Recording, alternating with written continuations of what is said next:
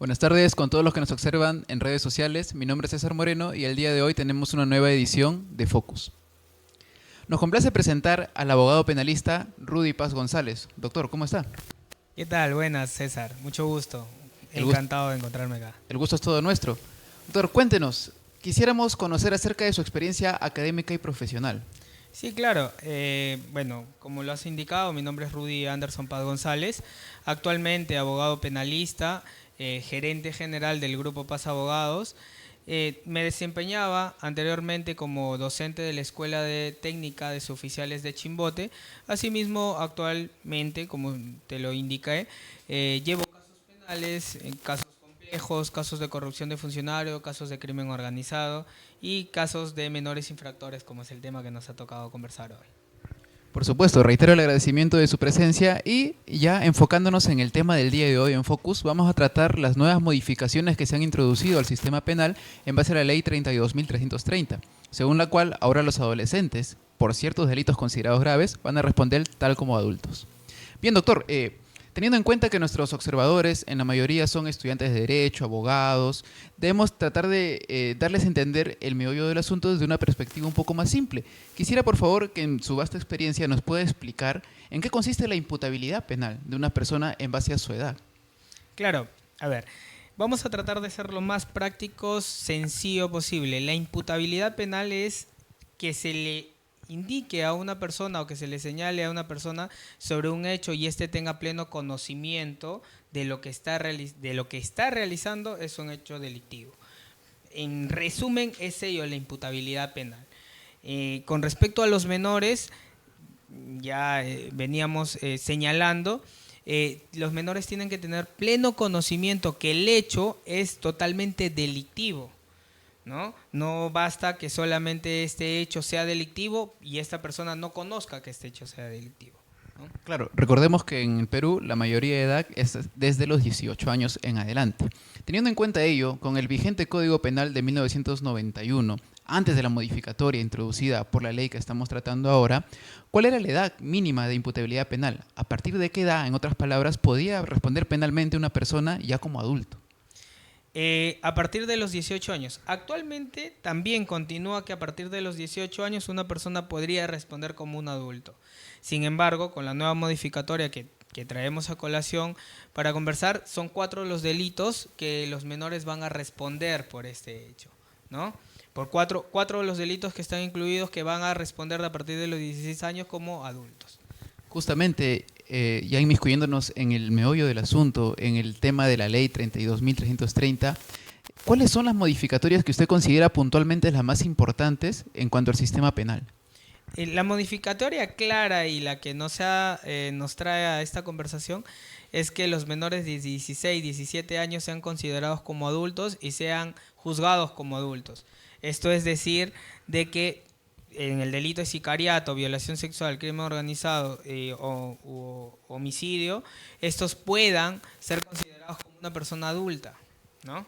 Esto es la modificatoria en sencillo y lo que nos trae esta modificación, la parte más importante en ello. Claro. Y antes de la ley 32.330, cuando un adolescente de 16 y 17 años cometió un delito considerado grave, ¿cuál era la justicia especializada mediante la cual se le procesaba? La justicia siempre ha sido el tema de los menores infractores, donde la pena era de 8 a 10 años como máximo con estos 4 delitos graves, que es incluido incluso el terrorismo. Pero con delitos comunes la pena máxima para los menores era de 6 años. Sin embargo, con estos delitos que ya te lo señalé, eran de 8 o 10 años de acuerdo a su participación en este hecho delictivo. Claro, doctor. Entonces podríamos ir concluyendo como parte de la primera extracto de esta entrevista que anteriormente existían 2 sistemas penales distintos de acuerdo a la edad.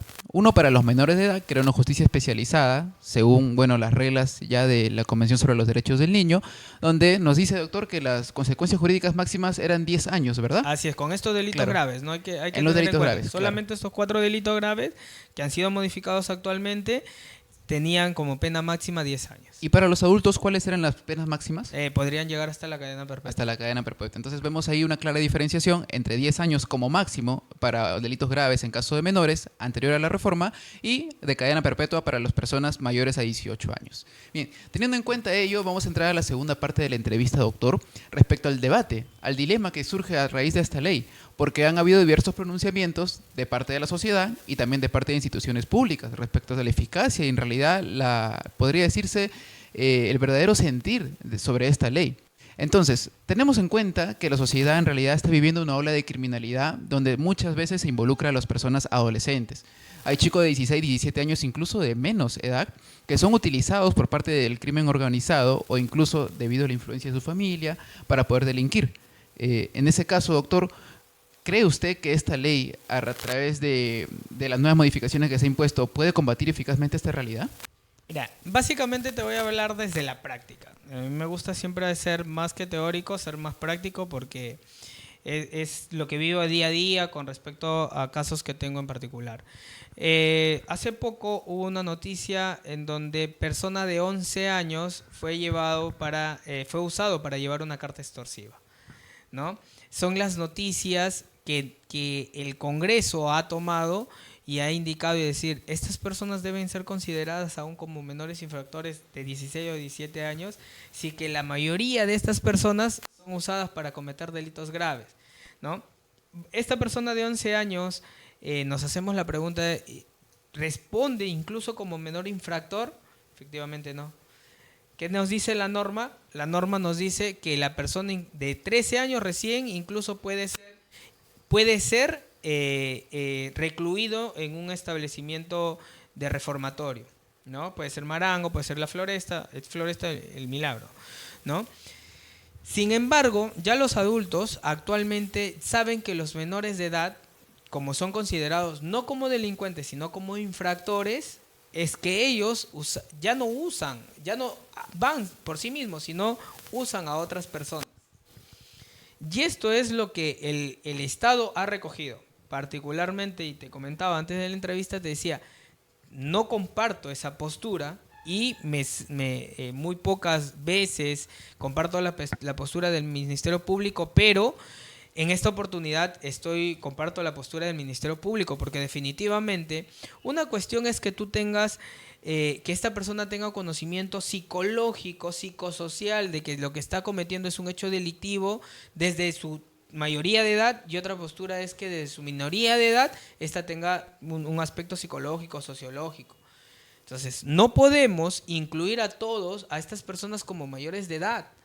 Y es por eso que la norma también, incluso como derecho premial tenemos el artículo 21, da desde la responsabilidad restringida, porque hasta los 21 años. ¿Y por qué? Nos preguntamos, ¿por qué esta norma acarrea desde los 21 años que todas las personas menores requieren de una responsabilidad restringida? ¿Por qué? Por el mismo tema psicológico-social. No son todas las personas que cometen hechos delictivos, personas de 16, 17 años. Agudizar penas no es la solución.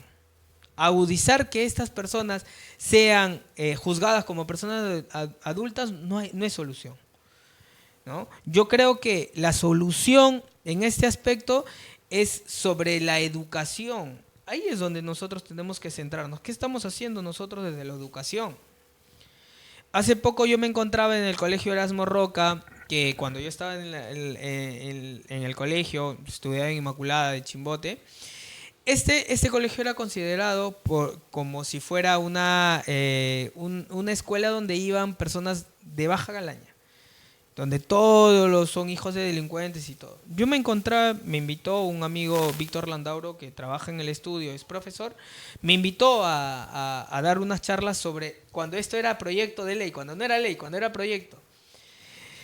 Él, doy la charla y estos menores, cuando se le informaba, tenían en cuenta y decían, bajo las conclusiones que yo llegaba, les decía, resulta peligrosa que esta ley se publique en ese momento.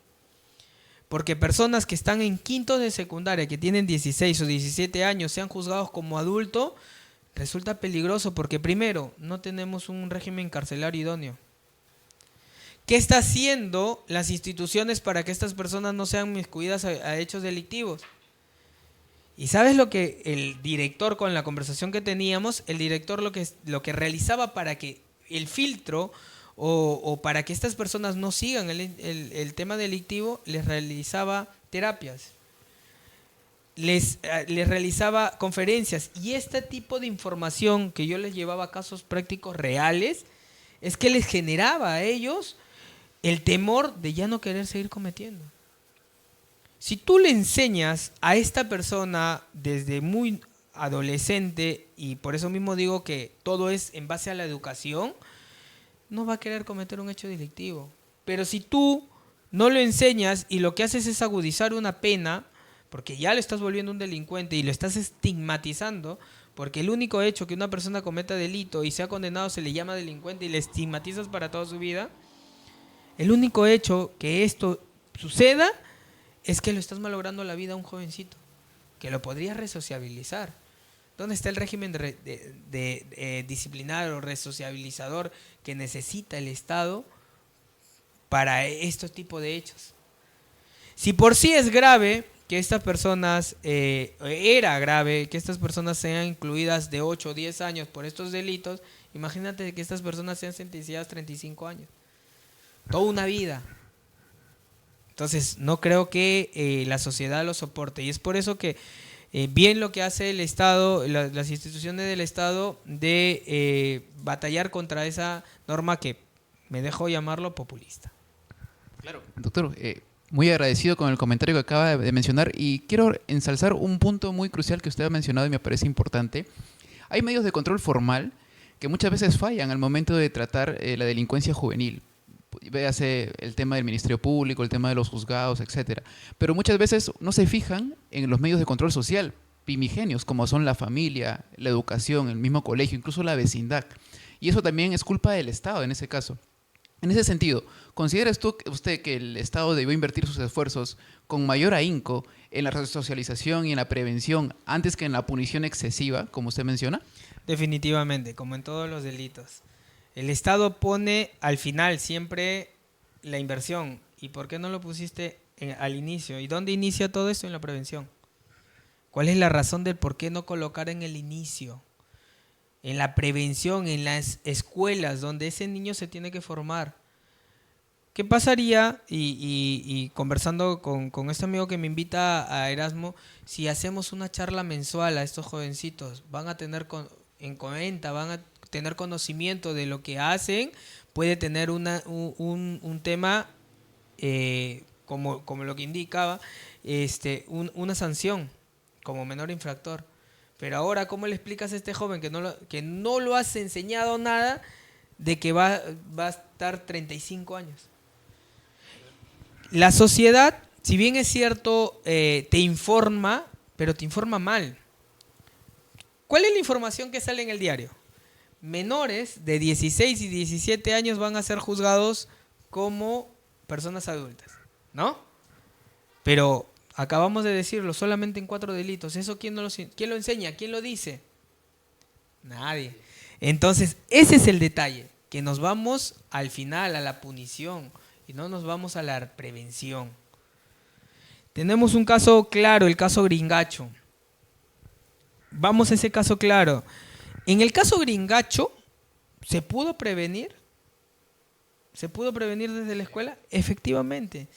Entonces, si es que nosotros o el Estado se va siempre a la sociedad, a la mayoría de la sociedad, desde las cuestiones básicas o desde la noticia, no, ese debe estar preso, no, ese debe estar 30 años, debe estar cadena perpetua. Y la estigma que le genera eso, ¿cómo resociabilizas a esa persona? Salvo que existan casos irrecuperables, como le dice un policía por ahí, ¿no? Dice, no, ese es un irrecuperable. Son excepciones, ¿no? De 100, 1, 2. Pero, ¿son la mayoría? No, efectivamente no. Y en ese caso, yéndonos a los hechos, ¿por qué considera usted que el Congreso planteó en primer lugar esa ley y luego la aprobó, incluso en segunda votación? ¿Cuál fue la razón detrás de eso o la exposición de motivos que usted considera más pertinente? ¿Fue quizá una suerte de populismo? Yo siempre, a este Congreso, cuando saca leyes, sacan buenas leyes.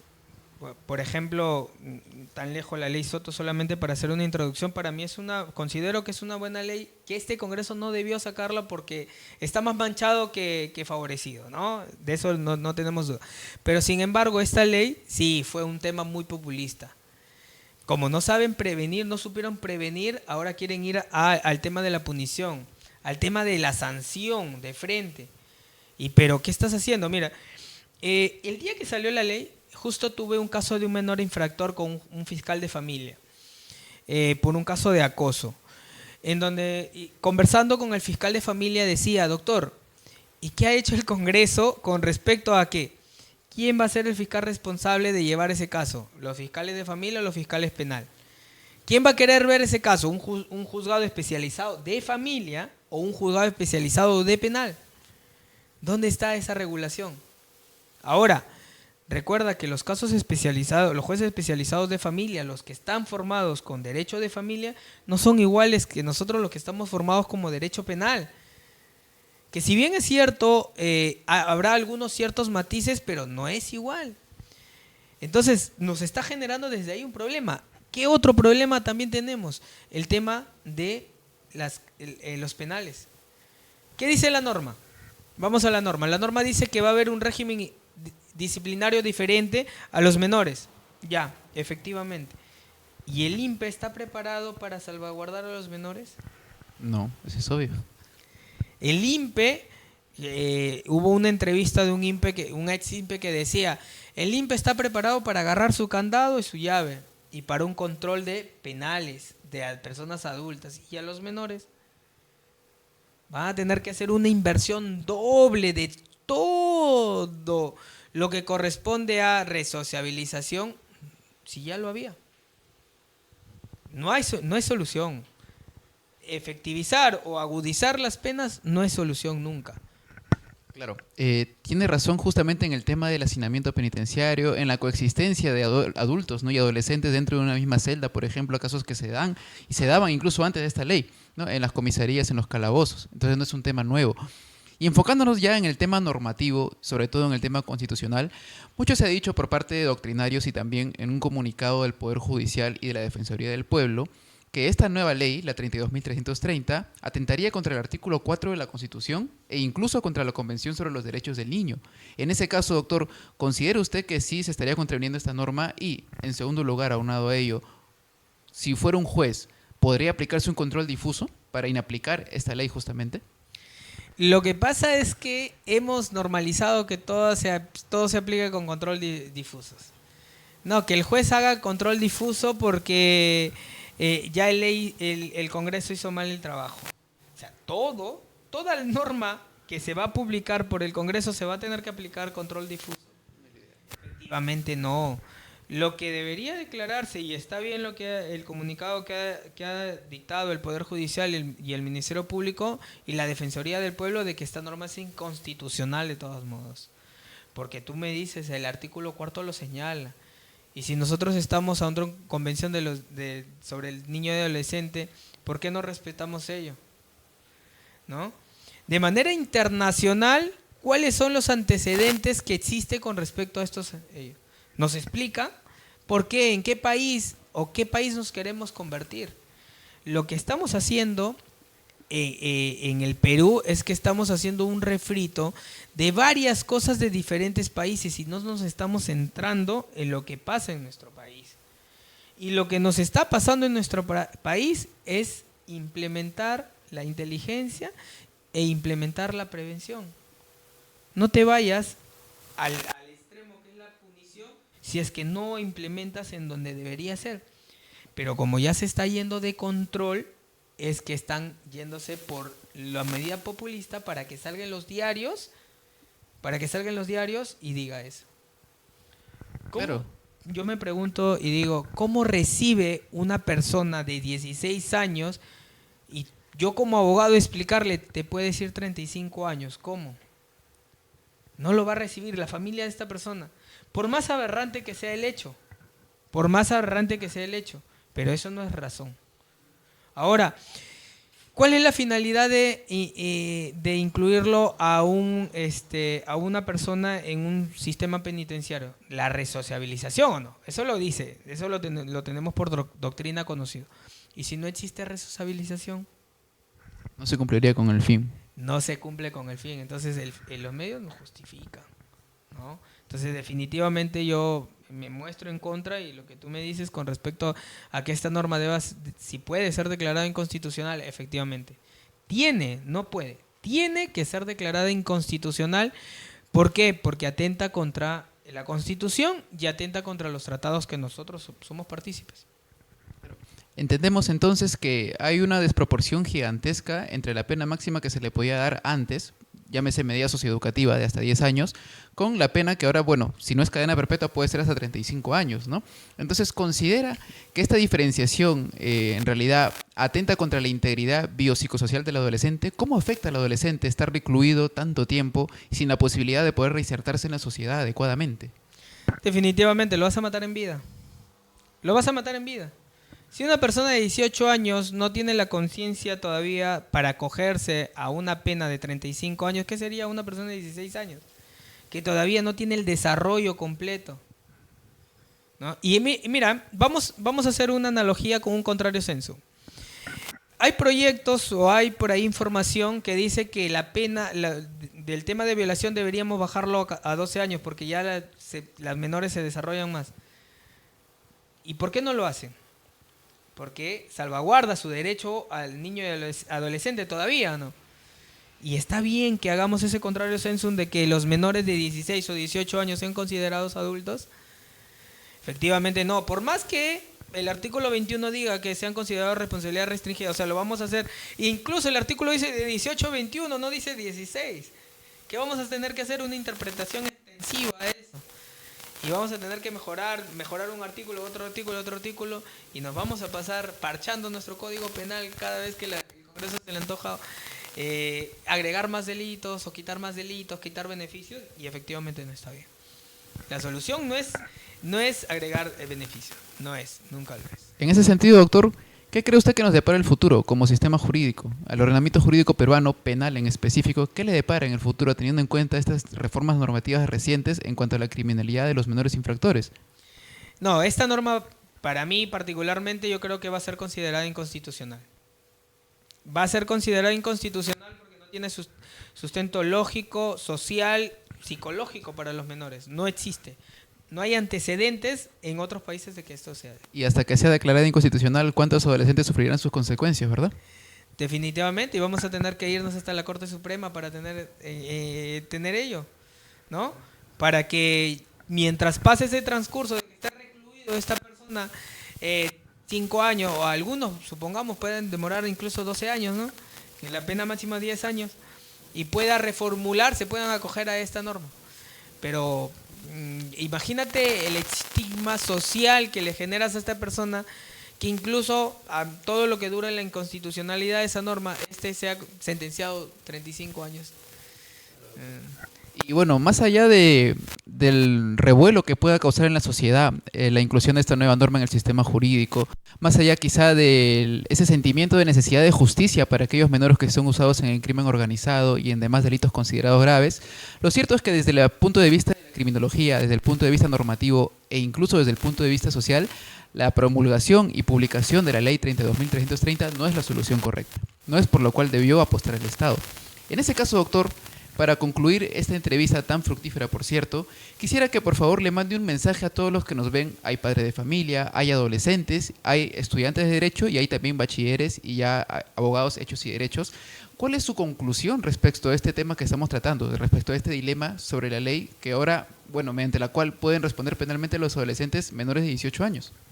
Mire, particularmente, tal vez no conoce, yo vengo de Coixco. He vivido en un barrio donde es picante, movido. Y la mejor solución para que yo no me contaminara con ello era el estudio. Era estudiar. Siempre ha sido estudiar. Siempre, en todo momento, mi papá me enseñaba que debo estudiar. Y así como todos los de mi promoción, lo que nos ha sacado de ese barrio picante que era conocido era el estudio. La mayoría de mi promoción del barrio han estudiado por ahí incluso carreras técnicas que les ha sacado de ese mundo que te podría llevar, ¿no? Como padre de familia, yo les indico y les señalo y les pido que saquen a sus hijos de ello y que les instruya o les lleve al estudio, que eso es lo que va a superar. Ahora, a nuestros amigos abogados, a nuestros amigos fiscales, a nuestros amigos estudiantes de Derecho, toda norma que por más populista que sea, por más que querramos, primero tenemos que verlo desde un aspecto sociológico, psicológico. Y hace poco conversaba con un docente en la maestría y le decía, es bonito celebrar cuando le pasa al otro, pero no sabes cuándo, no sabes cómo te vas a sentir tú cuando te pase a ti. No está bien ponernos desde la parte de la arrogancia, de decir, está bien que le pase eso. No está bien. Nosotros siempre no sabemos en qué momento se va a revertir esta situación. No sabemos en qué momento te va a tocar. No sabes en qué momento un familiar tuyo puede sufrir la misma consecuencia que puede pasar en ello. Yo recuerdo mucho cuando era estudiante de Derecho, recién era abogado en el caso Keiko Fujimori, y decía yo, salen varias personas a celebrar que esa señora esté presa, pero que esa jurisprudencia que está realizando el Estado o la Corte Suprema o los jueces, ojalá que nunca les recaiga a ellos. ¿Y ahora qué se está pasando? ¿Qué está pasando? Esos mismos fiscales que están pasando como investigados. Y no les gusta, ¿verdad?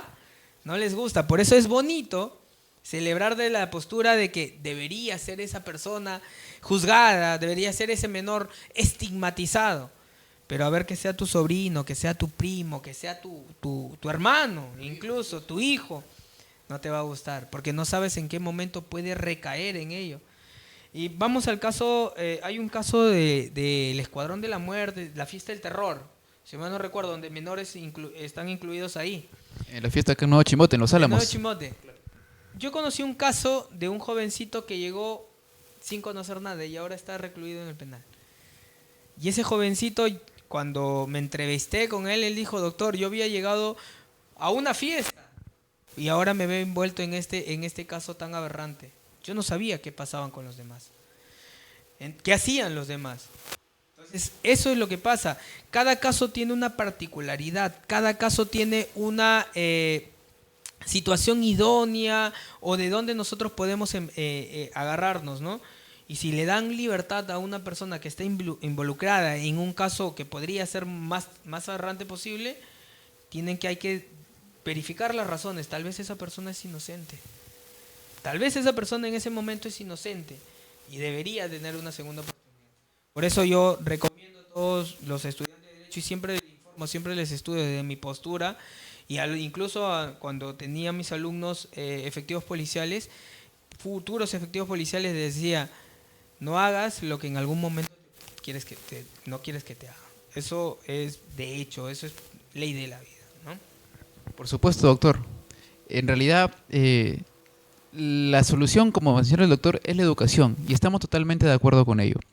Yo, doctor, le doy las gracias de parte de la empresa Focus por esta ya tan interesante, tan útil y a la vez nutritiva entrevista para la comunidad jurídica y para la sociedad en general. Espero que esta no sea la primera vez y última vez que nos veamos a la vez. Espero poder coincidir nuevamente en una futura entrevista. Muchas gracias y a todos los que nos observan un cordial saludo hasta su casa. Doctor, ¿algunas palabras de despedida para la gente? Sí, gracias con Focus, gracias por la invitación. Definitivamente desde mi postura siempre trato de informar lo poco que conozco, lo poco que sé, y esto para mí es un gusto, ¿no?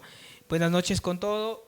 Buenas noches, buenos días, buenas tardes en el momento que nos estés viendo y que definitivamente sea lo mejor y lo poco que te haya podido informar, lo investigues, lo indagues, que definitivamente esto tiene que seguir y todas las personas nos debemos que preparar, definitivamente preparar para hacer una mejor sociedad. La punición no es el resultado, no es el fin, sino la preparación, la prevención, eso es lo que debemos buscar siempre. Por supuesto, doctor. Nos vemos en una próxima edición. Hasta luego.